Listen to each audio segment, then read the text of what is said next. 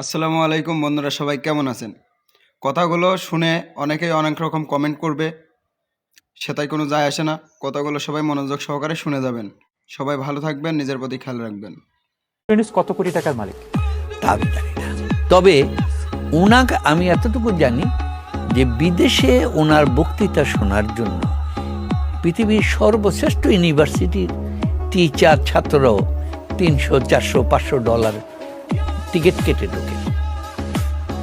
সুতরাং ওনার একটা বক্তৃতায় যেখানে বিল ক্লিন্টনকে যেই দেওয়া হতো বা ওবামাকে, অনেক ক্ষেত্রে তাকে তার চেয়েও বেশি প্রদান করা হতো, এবং এই কথাটা অনস্বীকার্য।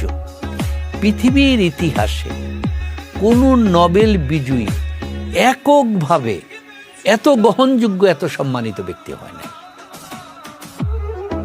জানি না উনি তত্ত্বাবধায়ক সরকার হিসাবে কতটুকু সার্থক হবেন বা না হবেন, সেটা আমি জানি না, কিন্তু এই জায়গায় কিন্তু পৃথিবীতে তার সাথে কেউ বিট করতে পারে নাই তার সম্মানের কাছে। নাইদার নেলসন ম্যান্ডেলা বা অন্য কেউ যাই কথা বলেন, নোবডি ক্যান বিট হিম।